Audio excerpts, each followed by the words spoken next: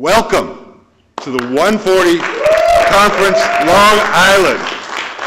So excited to see you guys here. We're going to have an amazing day, and we're not going to mess around. It's really going to be rapid, hyper-caffeinated. I am Mo Krochmal, a recovering academic and a social median. I am Krochmal on Twitter, Krochmal.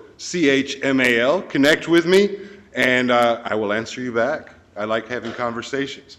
That's Professor Jonathan and Prof. Jonathan, and I want you to please tell us about this facility. Absolutely. And why we're here. Absolutely. Let me just turn this is the Voice of God speaker system. It's pretty awesome. Yeah, if I just turn that off for now. Welcome to Touro College Jacob D. Fuchsberg Law Center, the pretty much 5-year-old building.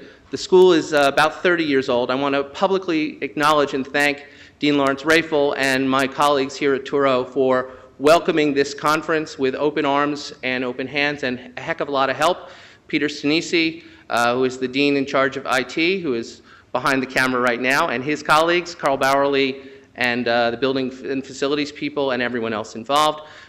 We are South Suffolk County's only law school. We are the only school in the country on the same campus as both a state and a federal courthouse.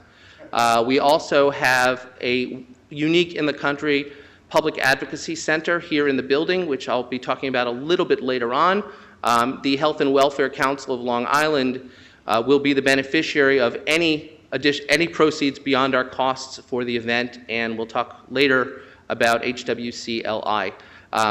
I'll be here. I look forward to meeting you, and with that, I will turn the lectern over to my colleague. Hi, everybody. For anyone who hasn't met me, my name is Andrea Canavina, and I'm known on Twitter as Legal Typist. I'm here as the speaker wrangler, and I'm happy to see so many people here. I hope you enjoy today as much as I will, because we planned a really good day for you. Thank you. Say hello, Jeff, and then I'll introduce Mr. Fuller. Okay. Hey, folks.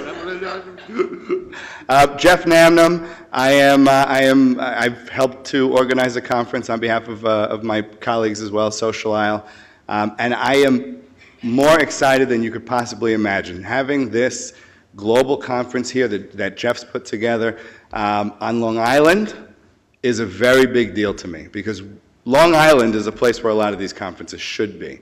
So you guys represent, I mean, this is a dream. This is a great, great thing, and I'm so thrilled to see each and every one of you. Can't wait to get to know you better. Have a great day. All right, now, as we get ready to go, we're going to have the clock ready in a second, and it really starts. But the 140 conference started in 2009. Jeff Pulver, who's a Long Island native, it's his idea. We are doing this because of his graciousness in lending the 140 conference name. 140 is like a family, folks, and you guys, welcome to the family. There's so many great relationships that are made. You can learn so much. You always have somebody at your back. And trust me, I've known this from experience over a couple of years.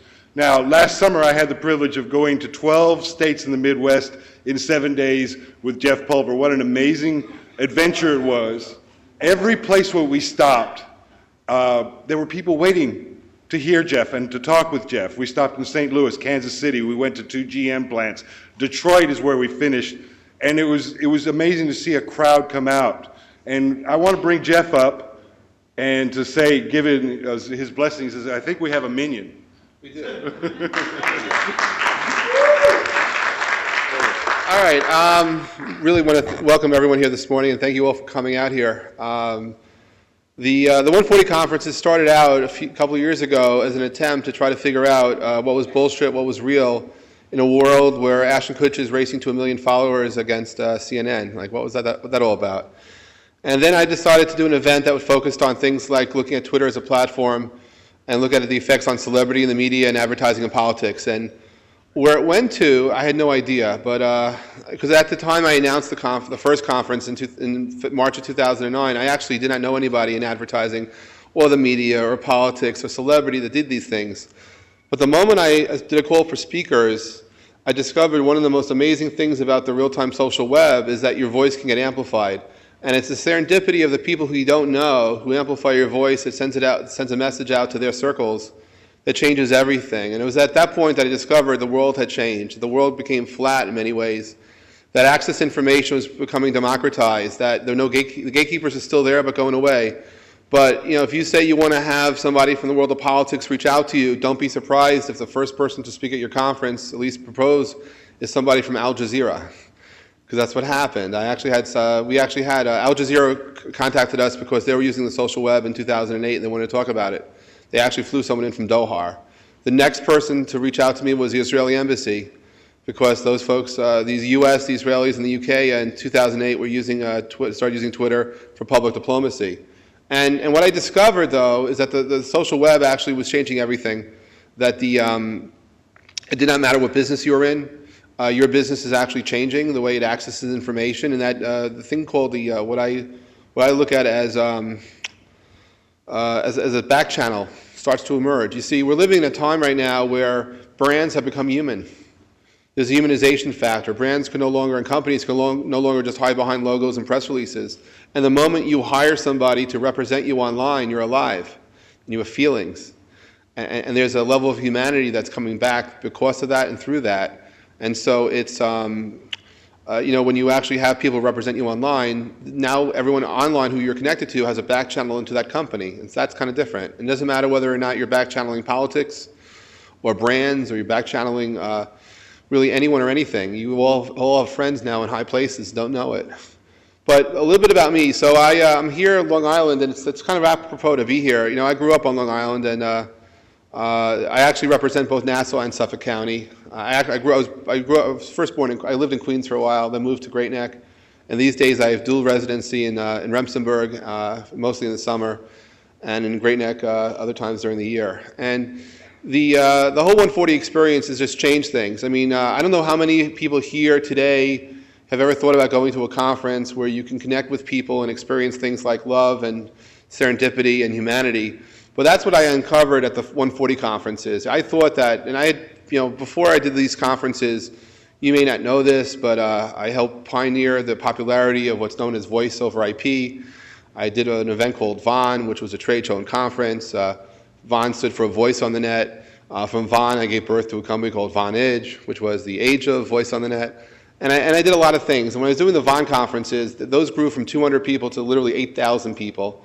And I did those all over the world. And I was always fascinated with communications and how things evolve. And I'm always about connecting people with people. I mean, my roots have been leveraging things like radio to connect with people. Because when I grew up on Long Island, I was kind of alone and invisible. And when I discovered amateur radio at a young age, it took me 3.5 years to get my license, but I grew up on the radio. And once I got my license, I never really did shut up. But if any of you have ever felt alone, invisible, or vulnerable, that's me. And being 9 or 11 is really hard. And for me, the way that I ended up communicating with the world was through radio. And fast forward to the world of Twitter, for me, the connection there is the same thing. When people tweet, it's like I hear the radio, I hear their voices. And when I'm writing back, it's as if I'm talking. And I learned at a young age to listen, to connect, to share, and engage with people, because at the end of the day, if you're 13 years old and you're on a radio talking to somebody in South Carolina or wherever you may be, if you're not interesting, you're not going to talk to you. If you're not engaging, they're not going to talk to you. But what was fun was, all I had to be was Jeff from Long Island, and there are a lot of Jeffs from Long Island, and they'll just talk. And I just really enjoyed that experience. And I discovered, I think by the time I was 14, everything I ever needed to know about what turned into social media. Because if you're real about this, if you allow yourself to be vulnerable, if you allow yourself to connect, and more importantly, allow yourself to dream. So, after these 140 conferences launched, I did four in 2009. We did New York, then LA, then London and Tel Aviv. That was nuts. 2010, we did 10 of them. And at the end of last year, I had a dream that people would contact me who liked the 140 experience, where we looked at life and looked at what was happening on the edge, and they would make it their own. And I dream a lot about different things. And so the dream I had was to see the 140 conferences flourish and grow and organically change based on where they go. And I'm very happy to report that thanks to you, thanks to the folks working on the team from Long Island, this is the 4th local 140 conference to take place this month. It started out beginning of May, we're in Des Moines, Iowa, not me. Then it was in Vancouver, Washington, across from Portland. I was there last week. And this Tuesday was in Central Sierra, California, up I think in Sonoma County in one country. And we're here. And, if you believe in a dream, anything becomes possible. And, and being a Long Islander, maybe we're all dreamers. But I kind of believe that that one of the best gifts you can ever give anybody is to believe in them and to tell them.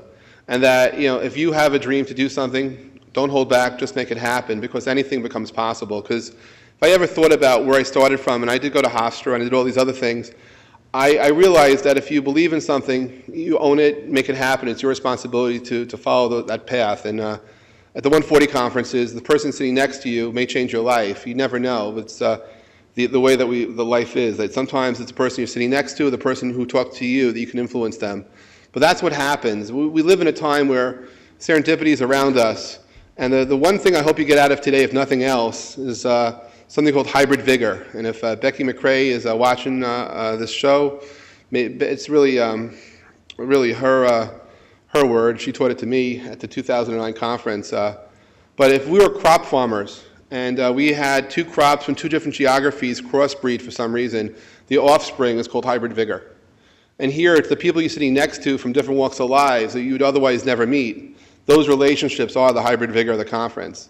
And if you allow yourself to make new friends and relationships, it may not happen tomorrow, but a year from now, you'll know where you were when you met that person that ultimately gave you an influence or gave you an insight that did something that affected you. And I hope some of you consider coming to New York City in 3 weeks, or whenever it is. June 15th and 16th is our big event. At that event, I guarantee you'll laugh and you'll cry and you'll connect and you'll feel the people. We have folks coming from 14 countries and 25 states plus the District of Columbia, all really doing what you're doing here today, just in a little different kind of way.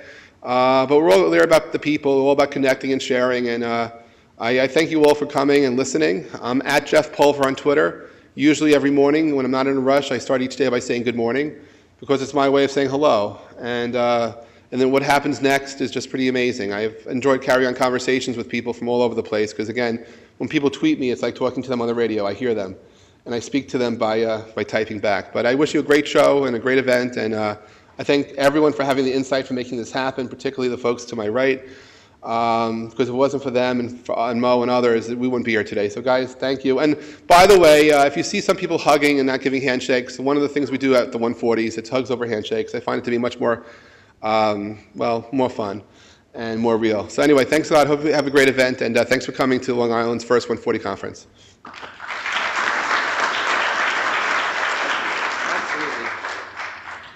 All right. As we get ready to pound the speaker's clock, I will introduce my friend and our first non-Jeff Pulver speaker of the morning, Peter Shankman. His Twitter bio says, consulting, angel investing, advising, speaking. Founded Harrow, Ironman. I'm told I'm knowledgeable about social media, formerly tweeted as Skydiver. That is about as concise as you can get to someone who has been a fixture of using these media to help people do their jobs better and be out there and learn and grow and build their businesses. I've known Peter for years. HelpAReporter.com, otherwise known as Harrow, has been a phenomenal success driven by social media, started as a Facebook group, now owned by Vocus PR. And with that, I will turn the lectern over to my friend, Peter Shankman.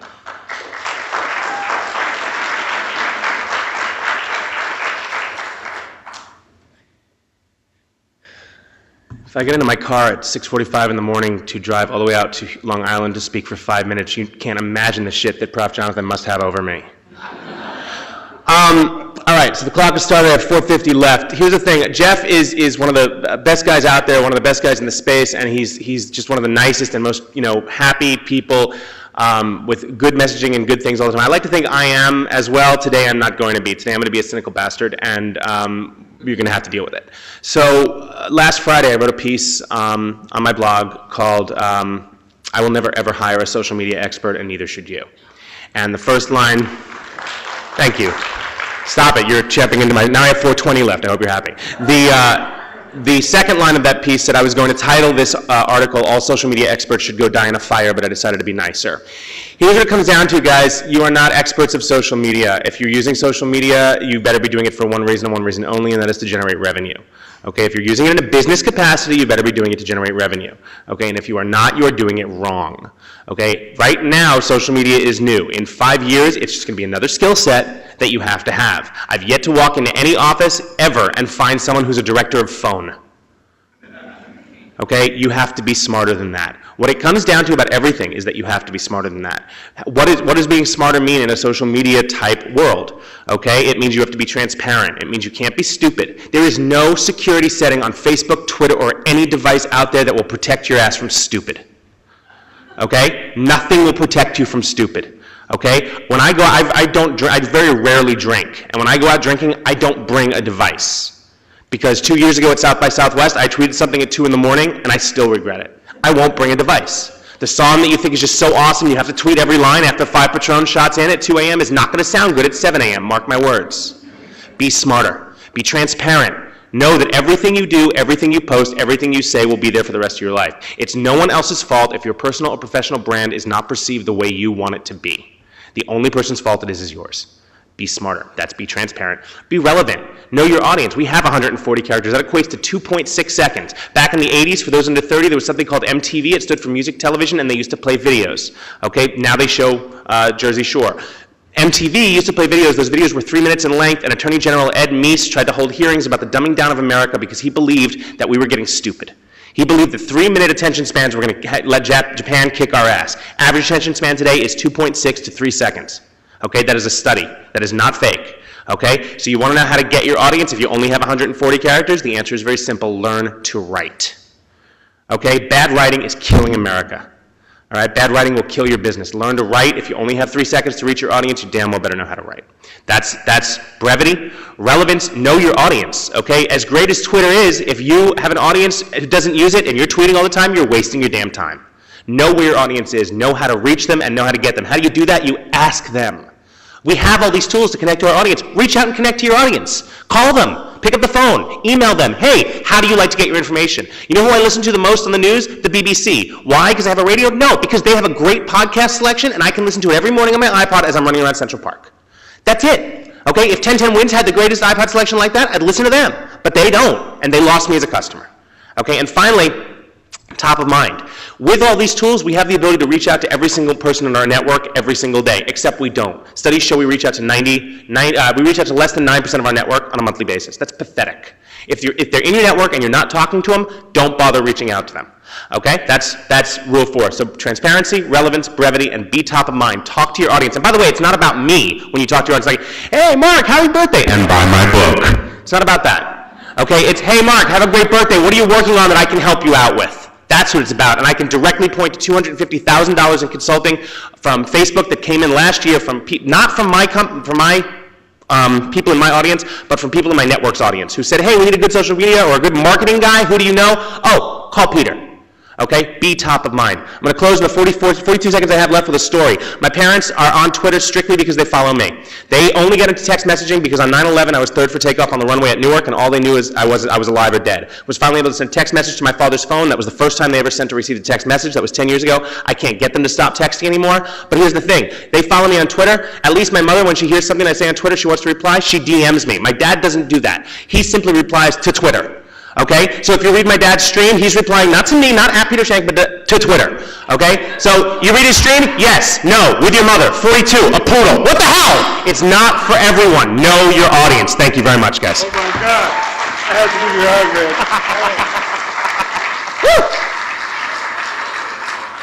That's how you do that. That is how it's done, people. Oh my God, we're off to, and it right perfect on 5 minutes. Are you guys ready for a day full of this?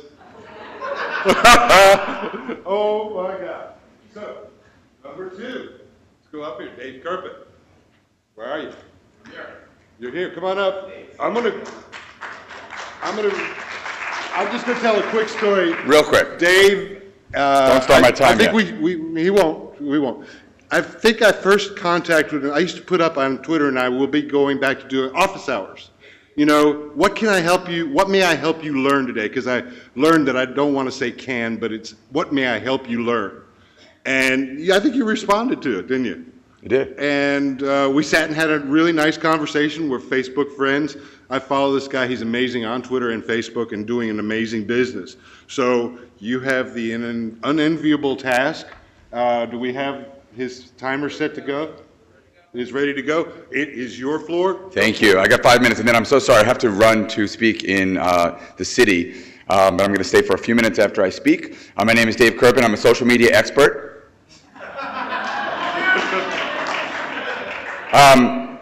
Just kidding. I'm going to tell two stories for you guys, and then I'm going to give away a prize. The first story is just a little bit about how my business started. I am a marketing guy by trade. So is my wife. When we got engaged, we wanted to have a great wedding. Wanted to have a big wedding. She had actually been married before, had done this sort of New York City wedding, $75,000, and a year and a half later, sorry, hon, but led to a divorce. So we wanted to have a wedding and not necessarily pay a tremendous amount for it. We were big baseball fans, so we partnered with the Brooklyn Cyclones, and we bought out the inventory for a game and got married at the end of that game. So we were able to partner with 1-800-Flowers, who sponsored our flowers, David's Bridal, who sponsored our wedding dress and bridesmaids gowns, Smirnoff sponsored our alcohol. We ended up raising $100,000 to cover the cost of the wedding, raised $20,000 for charity for the MS Society, got married at the end of a game. It was awesome. Thank you, honey, for giving me a dream wedding. It also ended up being a dream promotion. Got just tons of media, New York Times, ABC World News Tonight, CBS Early Show. Back then, there wasn't much in social media besides blogs, but hundreds of blogs. And after the wedding, our partners said to us, this was amazing, what are you guys doing next? And we couldn't get married again, so we started a company. That was 5 years ago, and as time changed, we realized that word-of-mouth marketing and buzz could be done way better and way more efficiently online and using social media than having giant ballpark stadium weddings. So we moved our business to concentrate on digital word-of-mouth and social media, and we work with a whole bunch of companies on Facebook, Twitter, and all that fun stuff. The second story I want to share with you guys is sort of the impetus for the book I wrote and the story that I tell when people don't get Twitter, right? So all of us here in this audience get Twitter, but how many of you guys know at least one business person that absolutely doesn't get Twitter? Yeah, pretty much all of us. And Twitter is sort of really hard to get until you do it, until you get it. So I like to tell this story to show the power of Twitter and the power of listening alone. It was about a year and a half ago. I was in Vegas at a conference, and I was waiting to check in to the Aria, which was then the hippest hotel in Vegas. And I was waiting for over 45 minutes to check in. And so I did what any of you guys would do, right? I tweeted, waiting over 45 minutes at the Aria, can't possibly be worth it, pound fail. So the Aria wasn't listening, and the Aria did not respond. But the Rio down the street was listening, and the Rio responded to my tweet. And when I tell this story, especially to senior execs who are sort of, their mouths are watering about revenue, they say, oh, well, they respond, come on over, come on over. And I said, no, if they had responded, come on over, I would have thought two things. First, sort of creepy that they're following me that closely and trying to get me to come over to their hotel. And second, why is it empty at the Rio? You know, there's all this excitement here at the Aria, and I can get right into the Rio. They tweeted back to me, sorry you're having a bad experience, Dave. Hope the rest of your time in Vegas goes well. Guess where I stayed the next time I went to Vegas? So literally one tweet, and none of us in this room would think that's a marketing tweet. All they did was listen and acknowledge. That's literally all they did. And that story would be super powerful if it ended there, but since I have 38 more seconds, I will share that I liked the Rio on Facebook after I stayed there, And another few weeks later, I get a Facebook message from a friend of mine that works at Facebook and said, hey, I'm bringing my whole family together for a family reunion in Vegas this New Year's. I saw you like the Rio. What do you think of them? And I said, well, the hotel's not the newest on the block, but I can vouch for their customer service. They listen. They care. She brought 25 people from her family to stay at the Rio. So now, one tweet and one like, thousands of dollars worth of business.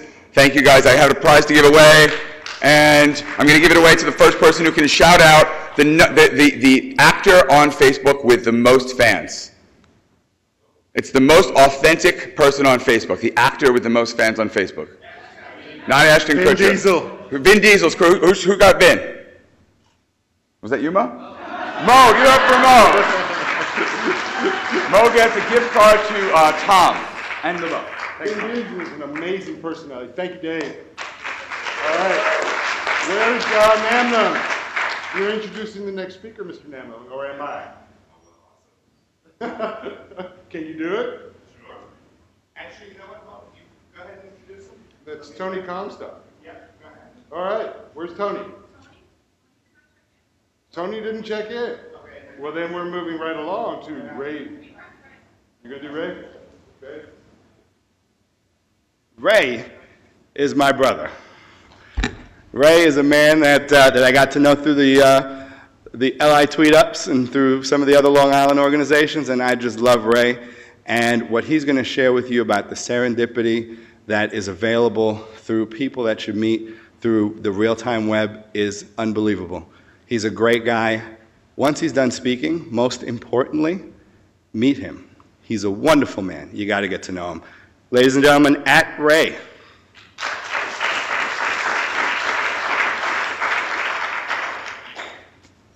Good morning. My name is Ray Gerard, and among other things, I write stories in 6 words and less than 140 characters. According to literary legend, writer Ernest Hemingway was once challenged to write a 6-word story. And this is what he wrote. For sale, baby shoes never worn. A brilliant and profound 6-word story. And if I might add, an amazing exercise in brevity. Many have said that Hemingway considered this his best work, but others have dismissed it as just literary folktale. But either way, 6-word stories have been thriving ever since, and even more so in the last 5 years. I've been writing 6-word stories since 2006, and that's also the year that I started on Twitter. My name is @Ray on Twitter. And when I started, it was very new. There were only about 15,000 people on, very different from what it is today. We had no idea that it would become the incredible social media giant that it is today. I joined Twitter originally for 2 reasons. The first, I was fascinated by the 140-character limit. I thought, here's an opportunity for me to share ideas, share my thoughts at a very fast pace. And second, I write haiku poetry. And haiku poetry restricts the writer to 17 syllables or less and 3 lines. Again, a perfect way for me to share my work. My turning point came on Twitter in 2006 when a magazine that I follow called Smith Magazine extended a challenge to their readers. They asked their readers to write their life story in 6 words. And everybody jumped on, started writing their story in 6 words. The editors were motivated by the Ernest Hemingway story, and they wanted to bring it back on Twitter in a fantastic, new, and exciting way. And it worked amazingly well. Thousands started sharing their 6-word stories. A year later, I received an email from Smith Magazine. I was told that over the year they had received over 11,000 6-word submissions, and they were about to write a book, and I was invited to be a part of it. My 6-word story was included, and it was an amazing moment for everyone involved, because the book, titled Not Quite What I Was Planning, 6-word memoirs from writers famous and obscure, was published in February of 2008 and became a New York Times bestseller in March of 2008. It stayed there for 6 weeks. An amazing moment for everyone involved. Many other opportunities have come along for me as a result of that one event, the power of Twitter. Now, The point that my story illustrates is that the social web has an unpredictable element to it.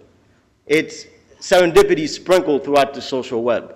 And serendipity, as defined by Merriam-Webster's dictionary, is the faculty of finding fortunate events by accident, or what I like to call unexpected surprises. This was my moment of serendipity for all of us to be included in the New York Times bestseller. Serendipity is not something that you can control or manage. You can't. It's unexpected. So what you have to do is to be present and fully engaged on the social web. And there are 3 things that I did over the last 5 years I'd like to share with you that have made a difference. First, step outside of your comfort zone. Interact and engage with people that are doing different things. And you'll find that as you step out of your comfort zone, you expand your comfort zone, and you also expand your circle of opportunity. Second, look, listen, and promote others. Everyone around you is doing something great, something wonderful. Promote them, lift them up, because as you lift others, you'll also be lifted. And the third and most important to me is share something of value that is unique to you. We all have something that we're passionate about. We all have something that we're good at, right? Be recognized for something positive and valuable. Because as you share what you do and what you know, you'll find that your circle of influence increases. And those 3 things have worked for me tremendously well. And ladies and gentlemen, as you pursue your goals, I'm sure you'll achieve most of them. But keep in mind, serendipity exists. It's sprinkled throughout the social web. And very often, things that happen may not be quite what you were planning, but may in fact be a little better than what you were planning, as it did for me. Thank you very much. Enjoy the rest of the day. We got 5 extra seconds. All right. Thank you, Ray. All right. Got the coolest Twitter handle. Means he's been on for a while. Want to remind you guys, we are at hashtag 140ConfLI. So how many of you guys are